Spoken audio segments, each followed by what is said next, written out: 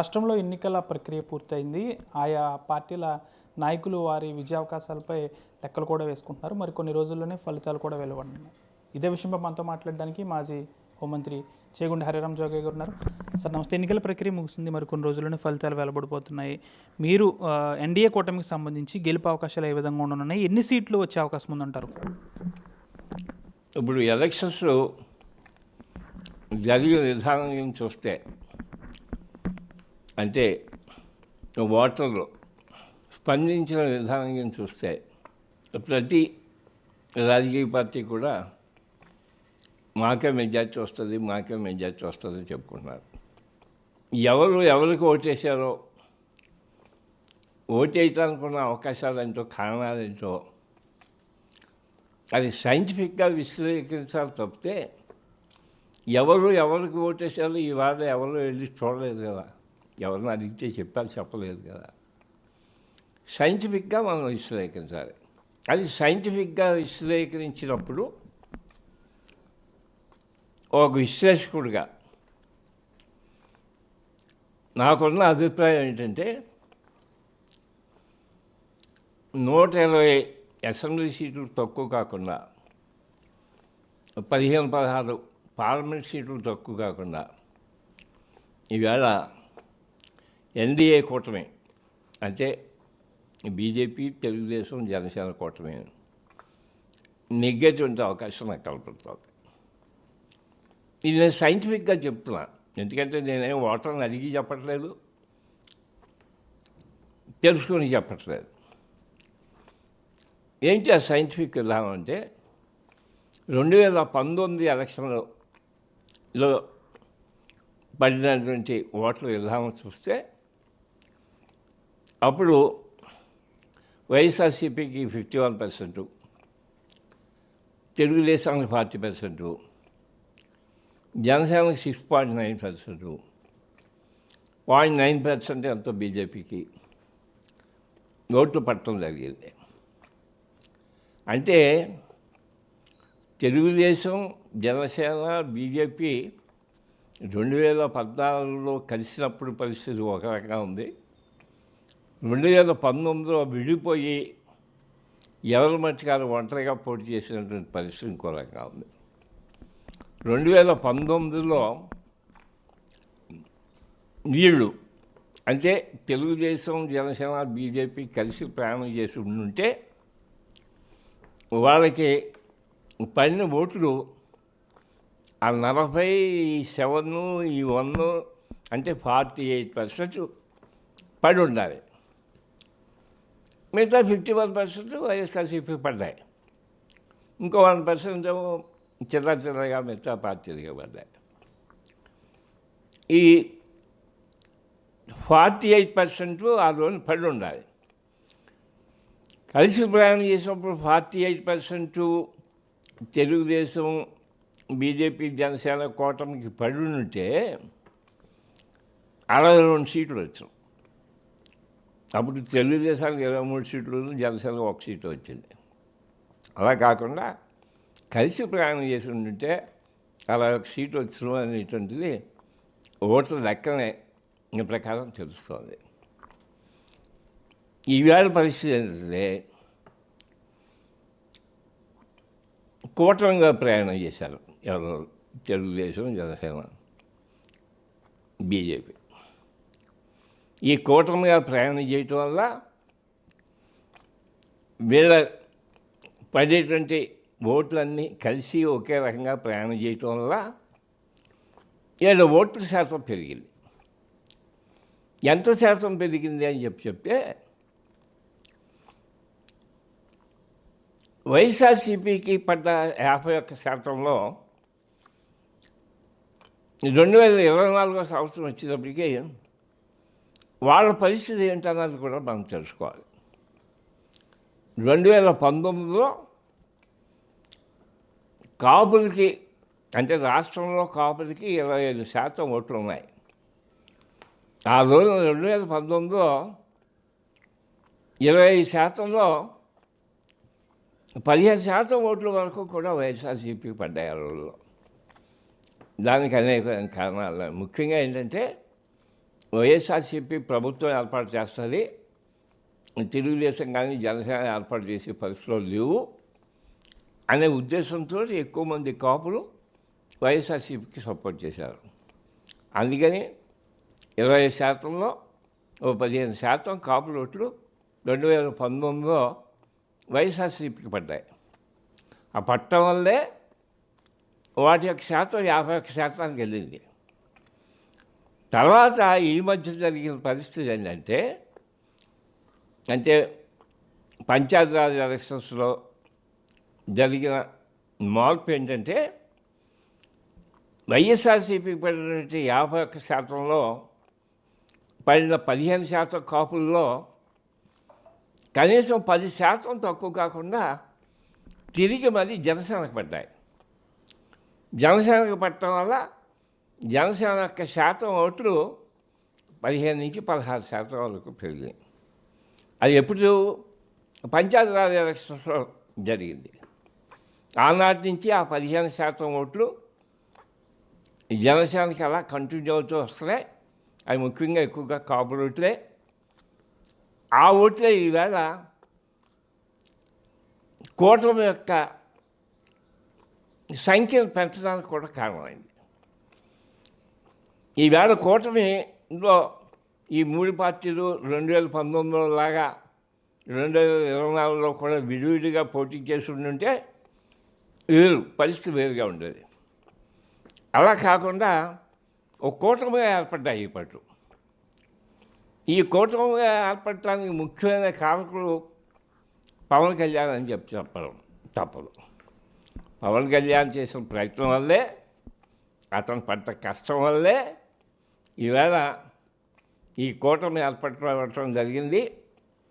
ఈ కూటమిలో బీజేపీ కూడా వచ్చి కలటం వల్ల మరింత ఊపు వచ్చింది నా ఉద్దేశంలో.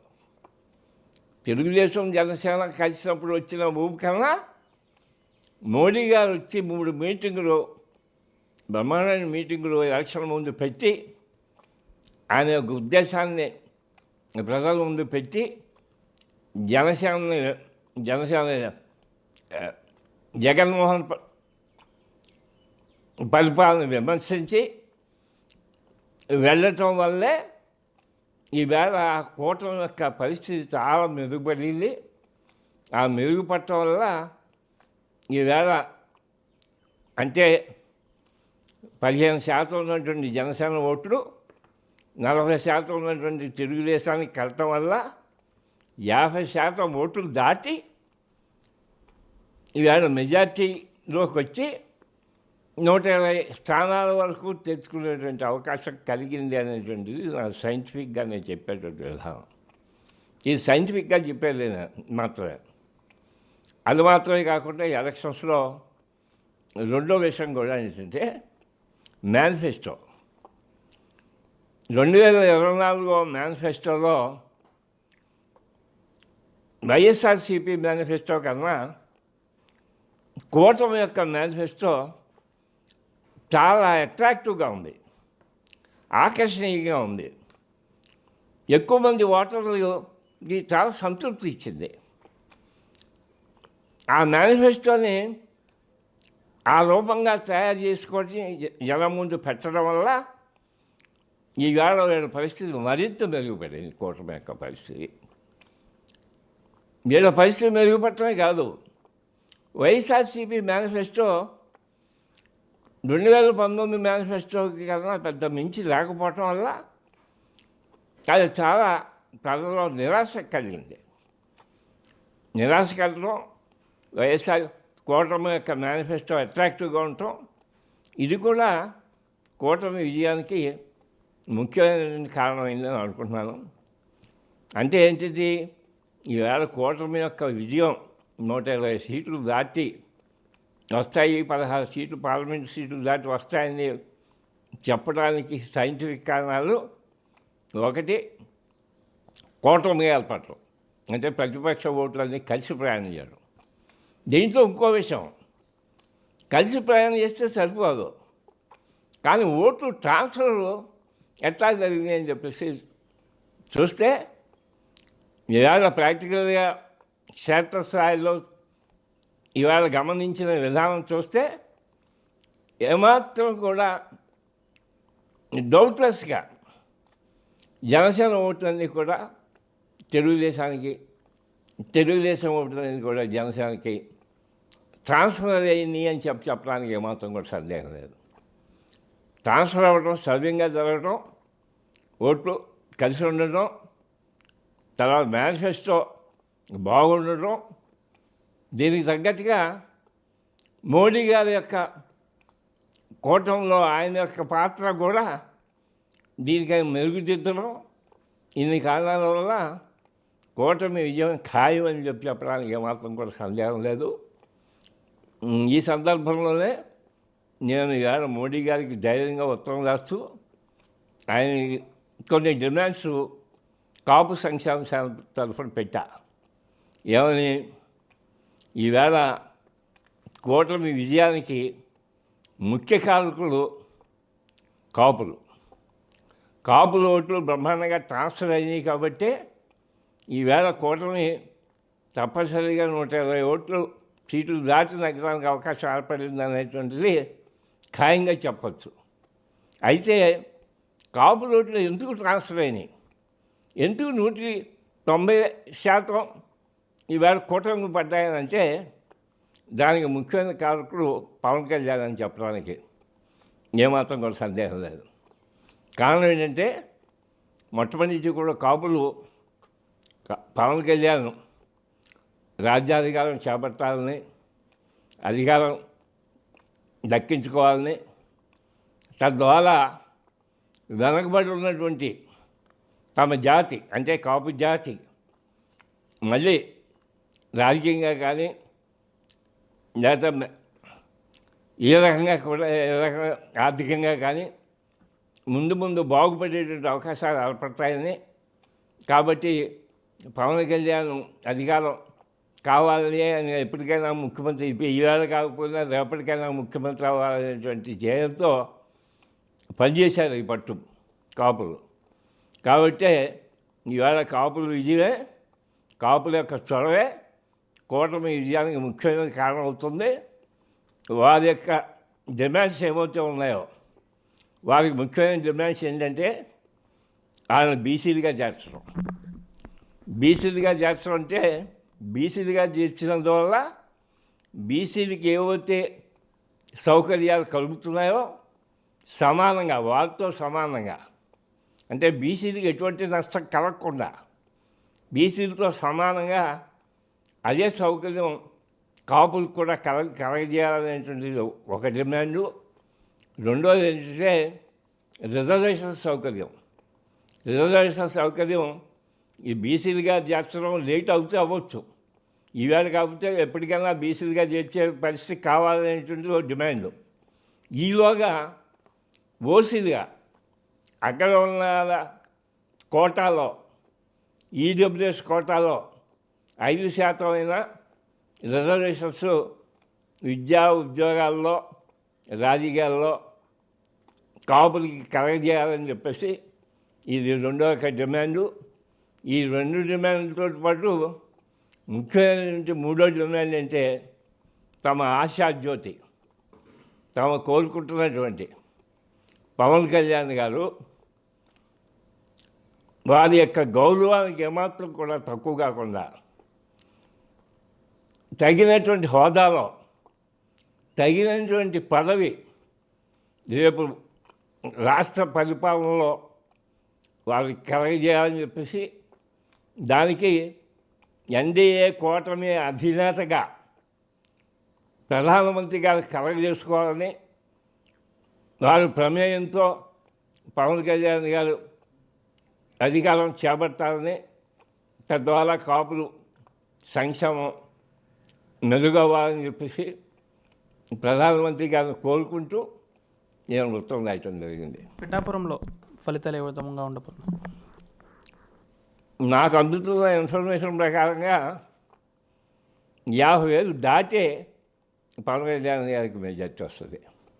అనుమానం లేకుండా 50,000 తక్కువ కాకుండా మెజార్టీ వచ్చే అవకాశం ఉంది.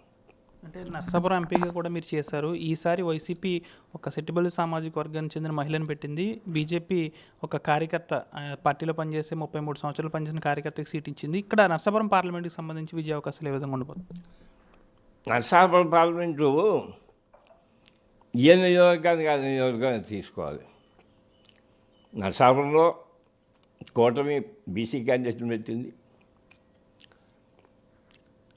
బీసీ క్యాండిడేట్ ఉంటే వాళ్ళు కూడా నర్సాపురం పార్లమెంట్లో పాలకొండలోనే పెట్టారు. నియోజకవర్గంలో పార్లమెంట్లో బీసీ క్యాండిడేట్ పెట్టినా అవతలు కూడా క్షత్రియ క్యాండిడేట్ వాళ్ళు కూడా ఇన్సూరెన్స్లో అన్ని కులాలు ఆమోదించేటువంటి క్యాండిడేటే. ప్రతి నియోజకవర్గం కింద చూసుకుంటే 7 అసెంబ్లీ సెగ్మెంట్లో ఈవేళ కాపు సామాజిక వర్గం ఎక్కువగా ఉంది 7 అసెంబ్లీ సెగ్మెంట్లో. కాబట్టి ఈవేళ కాపు సామాజిక వర్గం ఎక్కువగా ఉన్నటువంటి ఈ 7 అసెంబ్లీ సెగ్మెంట్లో నా ఉద్దేశంలో 100% 7 సీట్లు కూడా కూటమి నెగ్గేటువంటి అవకాశాలు ఉన్నాయి. అక్కడ బీసీలా ఓసీలా అని కాదు, సామాజిక వర్గంగా చూసుకుంటే ఈవేళ కాపులే మేజర్ రోల్ ఇక్కడ ఆధిపత్యం. కాబట్టి 7 అసెంబ్లీ సెగ్మెంట్లో 100% నెగ్గుతాయి. అంటే కాపులకు రిజర్వేషన్ ఇవ్వాలని మీరు పోరాటం చేస్తున్న కృషి చాలా కీలకమైంది. కూటమి ప్రభుత్వం ఏర్పడిన తర్వాత పవన్ కళ్యాణ్ను, చంద్రబాబు నాయుడును మీరు కలిసే అవకాశం ఉందా?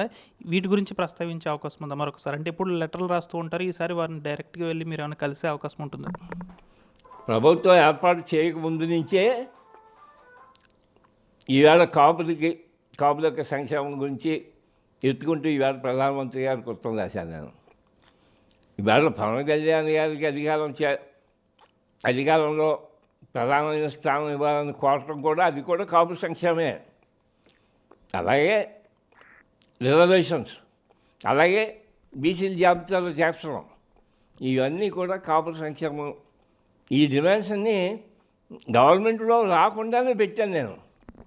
రేపు గవర్నమెంట్లో వస్తే తప్పనిసరిగా కాపు సంక్షేమ శాఖ తరఫున మా డెలిగేషన్ మేము వెళ్తాం. ఎవరు చీఫ్ మినిస్టర్ అయితే వాళ్ళని కలుస్తాం. పవన్ కళ్యాణ్ గారి యొక్క ఆయన సహకారం తీసుకుని మా డిమాండ్స్ని ఏమైనా సరే ప్రభుత్వం సానుకూలంగా స్పందించడానికి మేము ప్రయత్నం చేస్తాం. రాష్ట్రంలో ఎన్నికల ప్రక్రియ పూర్తయింది. ఆయా పార్టీల